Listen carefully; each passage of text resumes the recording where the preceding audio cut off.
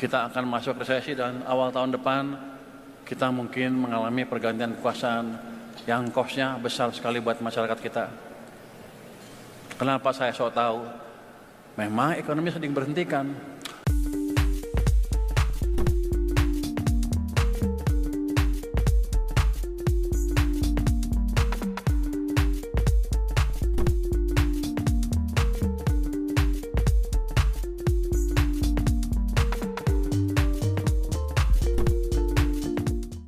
Ini saya kalau orang ekonom, kalau kayak saya, duduk, berdiri. Oh.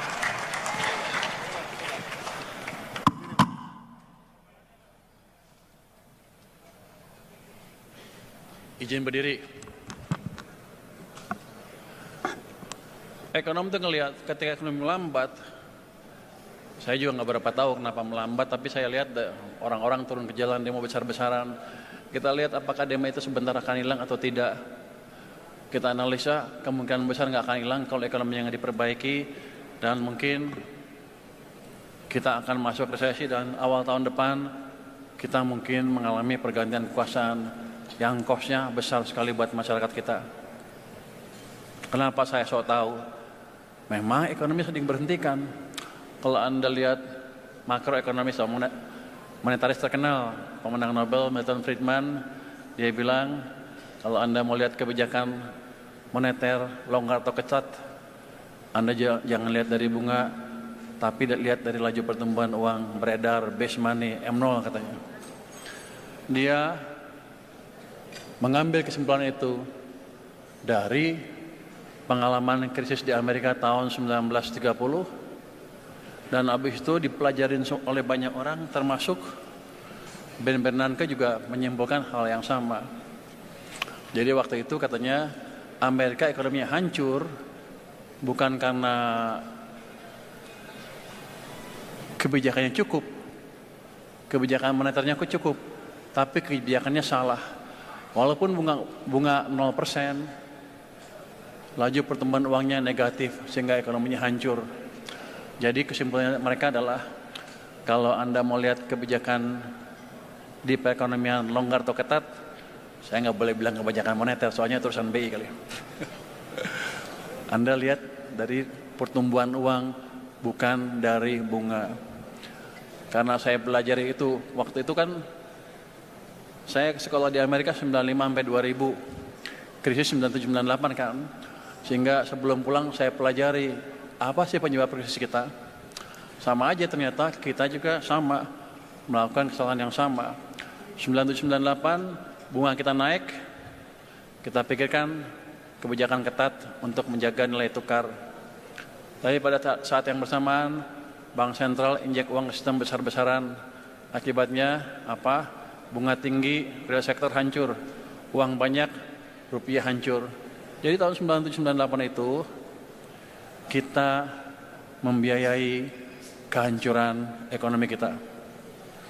Itu pelajaran yang saya dapat dari krisis 97-98. Setelah itu saya perhatikan jangan sampai terulang lagi.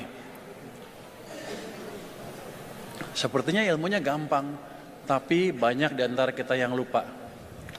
Nih kalau saya lihat ya, mana ya?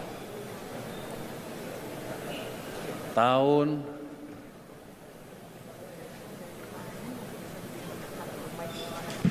gini. Tahun jelas. Paling gampang kalau kemarin kenapa ekonomi kita melemah? Karena uangnya dibuat nol sejak 2023 pertengahan terus ke bawah sini. Sepanjang 2024 pertumbuhan uangnya nol. Ini hampir nol kan? Artinya ekonomi sedang direm.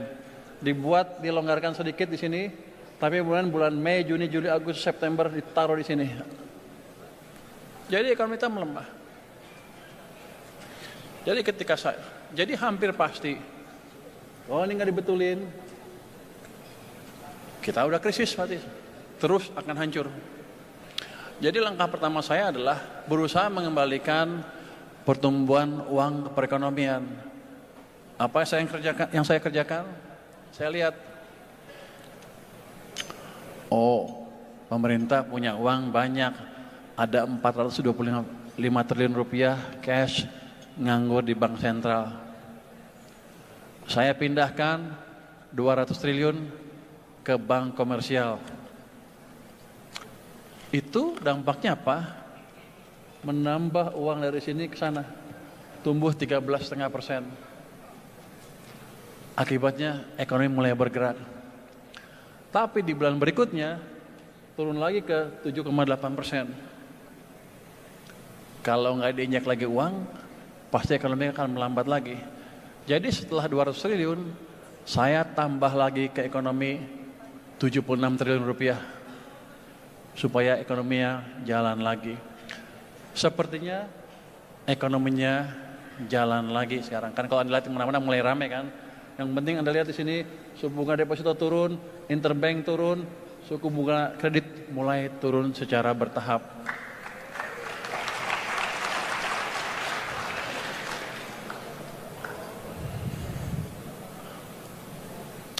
Nah, ke depan gimana? Kenapa saya berani bilang, kalau tumbuh 6% mah gampang. Ya 6,5 nggak susah amat, 7, 8 baru perlu extra effort. Ini saya udah ngomong berkali-kali, tapi saya ceritakan lagi di sini. Waktu zaman apa bedanya zaman Pak Presiden Jokowi dengan zaman Pak Presiden SBY? Waktu zaman Pak SBY, ekonomi tumbuh 6% rata-rata. Pada waktu zaman Pak Jokowi, 5%. Salahnya di mana? Pada waktu zaman Pak SBY, dia tidak membangun infrastruktur besar-besaran. Kenapa bisa tumbuh 6%? Karena dia biarkan real sektor tumbuh, private sektor tumbuh. Peran Kadin pada waktu itu pasti besar, mungkin sebagian besar untung banyak waktu itu ya. Tapi pada waktu zaman Pak Jokowi, dia bangun infrastruktur di mana-mana. Tapi private sector perannya sedikit. Akibatnya tumbuhnya cuma 5. Jadi di zaman Pak SBY yang jalan private sector, pemerintahnya diam. Di zaman Pak Jokowi, pemerintah jalan, private sektornya relatif diam. Yang private hasilnya 6%, yang government hasilnya 5%. Jadi kalau sekarang saya hidupkan dua-dua musim ekonomi, government dan private sector, 6,5 enggak susah-susah amat. Saudara kan bertanya, tahu dari mana Purbaya bahwa waktu zaman Pak SBY yang jalan private sector? Kalau pembangunan infrastruktur kan udah clear, nggak kemana-mana waktu itu ya. Saya lihat dari sini, balik ke tadi gambar uang tadi. Gambar uang tadi bisa menjelaskan apa yang terjadi di perekonomian Indonesia dengan cukup detail. Kalau ekonominya pada pinter, cuman yang pinter cuman gua kayaknya. Makanya waktu saya cerita itulah, mereka bilang ini ilmu aneh, tapi ini ilmu dasar ekonomi seperti ini. Jadi ekonomi yang betul ya yang seperti ini, yang lain salah semua. Ini waktu zamannya Pak SBY, Anda lihat di hijau nih. Ini pertumbuhan dari sini ke sini itu rata-ratanya tumbuhnya 17,5% sampai 18%. Akibatnya apa? Kreditnya tumbuhnya kenceng tuh. Yang biru nih kredit nih. Berapa itu? 22%. Artinya private sector yang jalankan pada waktu itu. Lihat zamannya Pak Jokowi. Tiba-tiba uangnya turun ke sini. Ini kadang-kadang 2008 sampai 2009 ini, 2018-2019. Sebelum Covid, rata-ratanya udah 0. 2 tahun sudah direm ekonominya. Walaupun Pak Jokowi bangun infrastruktur di mana-mana, ketika private sector yang nggak jalan, ketika pengusaha Kadin diem aja, ekonomi nggak kemana-mana. Tumbuh 5%, mungkin rata-ratanya di bawah. Ini Jadi saya bisa bilang di sini private, di sini government. Lihat pertumbuhan kreditnya, cuma 7%, kadang-kadang juga negatif bawah. Hampir kita hancur di tahun 2020. Waktu itu saya di maritim. Keadaan seperti ini. Ini minus 15,3% pertumbuhan uangnya.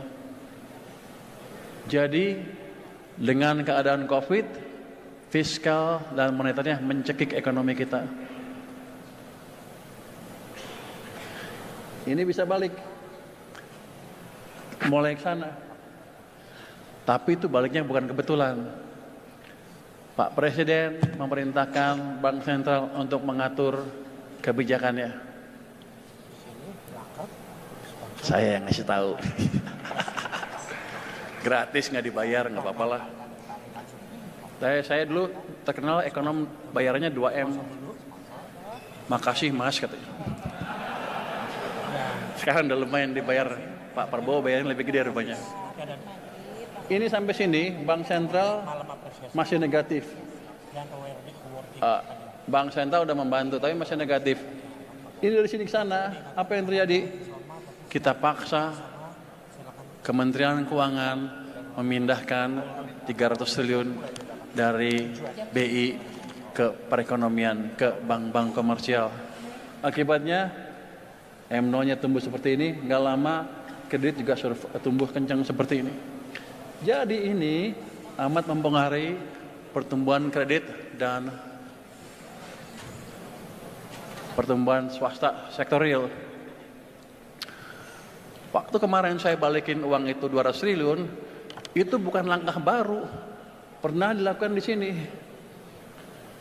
Cuman karena mereka nggak ngerti, mereka cuma jalanin perintah. Mereka pikir itu langkah kebetulan. Tidak, itu langkah by design. Yang ini pun kita sudah punya pengalaman dan kita jalankan langkah itu karena kita sudah punya pengalaman tahun-tahun sebelumnya. Jadi saya kelihatannya pinter, padahal enggak, dulu dikerjain. Tapi emang gue yang nyuruh sih, yang lain nggak ngerti. Orang nuduh saya, ini waktu lontor ini nih, mereka bilang apa? Purbaya ngabisin uang pemerintah 200 triliun. Padahal yang saya lakukan apa? Saya pindahkan uang dari bank sentral ke bank komersial, BUMN, dalam bentuk seperti tabungan deposit on call. Uangnya masih uang saya. Jadi ini balik, ekonomi recover, uang gua masih utuh.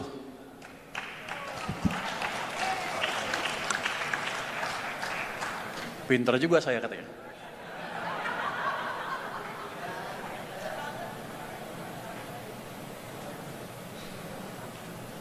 Itu seperti hal yang gampang. Kita pikirkan orang dalam negeri nggak ngerti. Tapi ternyata orang luar negeri juga nggak ngerti. Kalau Anda baca The Economist yang hari ini, yang terakhir, ada tuh tulisan yang bilang Indonesia raised its rainy day pot. Dia bilang di The Economist itu, saya ngabisin uang yang disimpan untuk keadaan susah sebesar 200 triliun. Padahal kan uangnya nggak habis, uangnya cuma saya pindahin aja. Jadi majalah The Economist yang canggih itu ternyata nggak sepinter gua.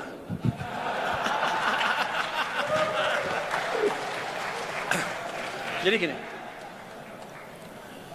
kalau saya aktifkan, ini kalau Anda baca yang hari ini, Pak Tantoy baca betul deh, dibilang saya salah, saya ini, gue bilang dasar majalah bego.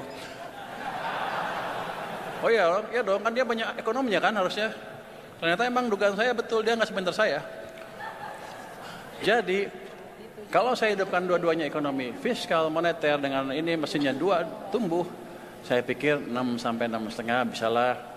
Nanti Anda akan mendapatkan keadaan ekonomi yang beda dibanding sebelumnya.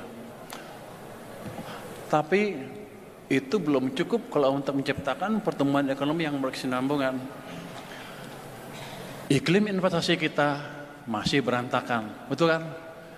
One stop service, tapi nggak kelar-kelar. Boleh ngomongin nggak ya? Kalau nggak kita udah lari ekonominya, investasi udah ngebut. Sekarang kita sama Vietnam kalah, sama Thailand kalah, sama Singapura kalah, sama Malaysia kalah dalam hal menarik investasi. Kemarin Nvidia baru pilih Johor dibanding Indonesia. Kita kalah, kita mesti betulin. Gimana cara memperbaiki iklim investasi? Orang kan bilang, oke, Pur, kau perbaiki di atas kertas, undang-undangnya gimana ini. Ya, kalau di atas kertas, semuanya pasti bagus. Kalau saya panggil anak buah saya di Kementerian Keuangan, ada hambatan enggak? Enggak ada, Pak. Keluhan ada? Enggak ada, Pak. Tapi investasi nggak masuk. Kalau saya tanya pelaku bisnis, gimana? Kusut katanya, gitu kan? Jadi saya usulkan ke Menko Perekonomian, Pak Menko, kita buat task force untuk debottlenecking. Pak Menko setuju, Pak Presiden setuju. Jadi sudah dibuat task force-nya, sudah di launch.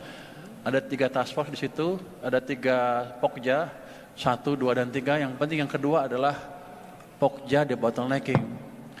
Di situ bapak-bapak, ibu-ibu, para pelaku bisnis, kalau ada hambatan di bisnis Anda bisa lapor dan kami akan sidangkan seminggu kemudian.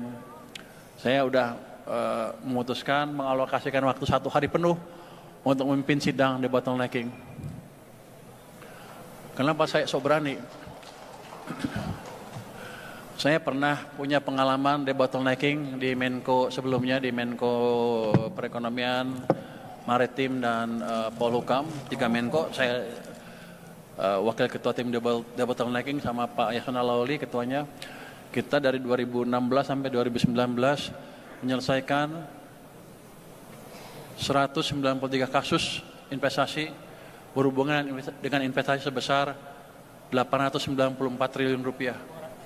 Cuman kita nggak pernah ke media. Makanya investasi kan dipindah ke maritim. Karena kita jago.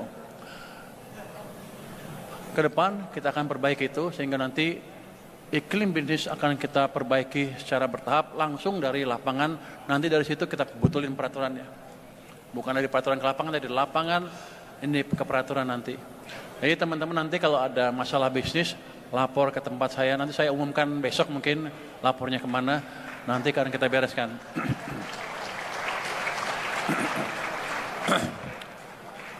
Kalau ada yang ragu, Purbaya emang tahu hukum apa?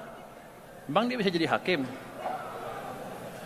Saya udah menyidangkan mungkin 600 kasus, 600 sidang terus-terusan selama 3 tahun itu. Saya kemampuan hakimnya udah setingkat Abu Nawas. Dulu ada cerita, Abu Nawas disuruh meriksa oleh raja. Ini orang yang mana yang baik, yang mana yang nipu, yang mana yang enggak. Dia panggil, dia ambil kuda kan, kudanya dikasih minyak, terus orang-orang suruh pegang itu, masukin kurang tutup suruh pegang. Yang bersalah nggak berani pegang, yang nggak bersalah dia pegang. Kan abis itu salaman dengan Abu Nawas. Dia tahu yang tangannya basah karena minyak, orangnya jujur, yang tangannya kering, itulah pendosanya. Kalau saya nggak gitu, saya nggak kasih minyak. Tapi dengan jalannya waktu, setiap selesai sidang kan salaman tuh. Mungkin 20 sidang udah tahu. Siapa yang bersalah, tangannya dingin. Yang nggak bersalah, hangat. Lama-lama kita tahu, oh yang ini salah ini. Saya punya anak buah polisi, oke lu periksa orang itu. Betul, dia yang bersalah. Jadi saya udah setingkat Abu Nawas.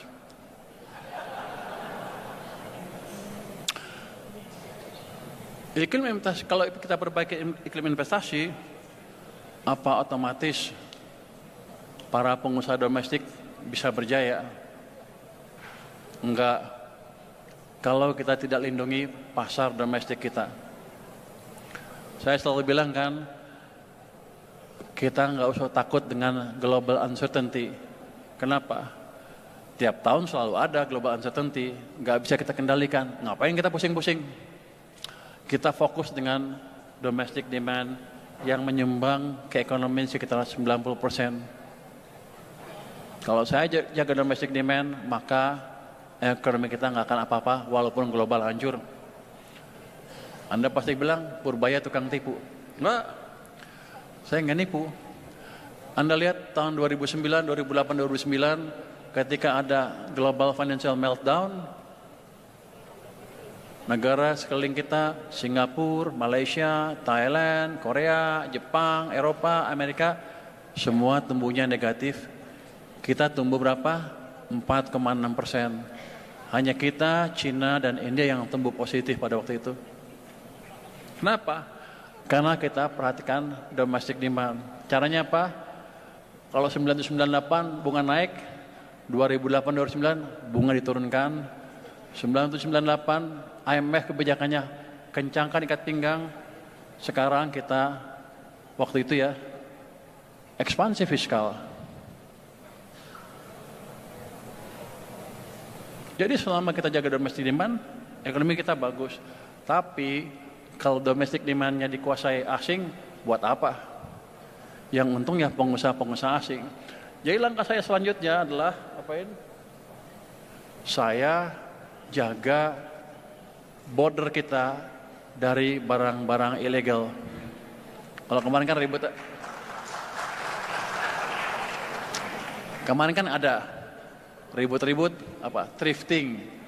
Gua nggak peduli thriftingnya. Pokoknya yang baju bekas ilegal masuk kita tutup. Nanti habis itu baja. Bentar lagi. Habis itu sepatu. Habis itu yang lain-lain. Jadi kita jaga domestic demand, domestic market untuk teman-teman pengusaha. Tapi nanti kalau udah sukses, jangan lupa bayar pajak. Kan sama-sama senang. Jadi basically kita ingin tumbuh 6, 7, 8% nanti ke depan. Waktu Pak Prabowo bilang tumbuh 8%, target tumbuh 8%, semua orang ngetawain, ya nggak mungkin. Saya sih waktu itu belum di sistem ya, masih di luar. Saya bilang, ya emang susah.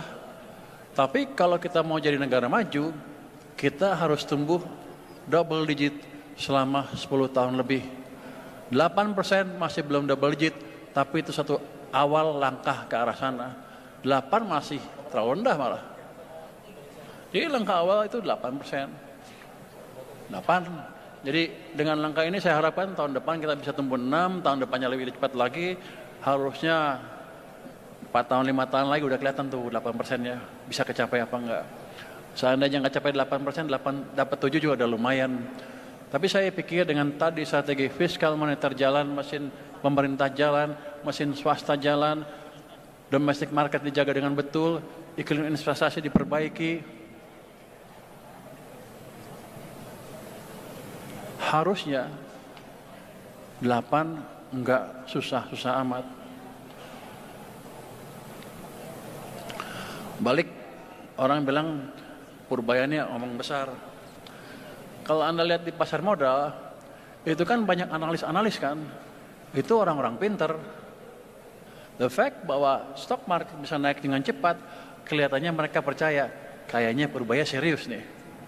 Pak Prabowo serius. Jadi tumbuh 8% susah, tapi bukan angka yang mustahil kalau kita ajukan secara bertahap. Jadi fiskal, sektor keuangan, investasi dan iklim investasi diperbaiki. Apa lagi yang menarik? MBG. Apalagi Koperasi Merah Putih. Pasti Anda bilang, itu kebijakan ngawur. Kayak dewa mabuk tuh sana kesini. Kalau Anda lihat Sumitronomics ada 3 pilar. Pemerataan pembangunan, stabilitas yang tinggi, stabilitas sosial paling tinggi, dan laju pertumbuhan ekonomi yang tinggi. Yang dilakukan oleh Pak Prabowo adalah 2 pilar tadi, pemerataan dan stabilitas ekonomi. Karena dengan program-program yang langsung ke rakyat, kita bisa jalankan pemerataan dan stabilitas sekaligus. Tapi kalau pertumbuhannya terganggu, nggak stabil juga seperti kemarin. Awal September itu keadaannya betul-betul membahayakan. Yang saya perbaiki adalah yang laju pertumbuhan ekonomi yang tinggi. Itu akan kita dorong terus ke depan supaya ekonominya semakin bagus, dan Anda bisa berusaha lebih baik lagi ke depan. Mungkin itu pengantar dari saya. Terima kasih. Wassalamualaikum warahmatullahi wabarakatuh.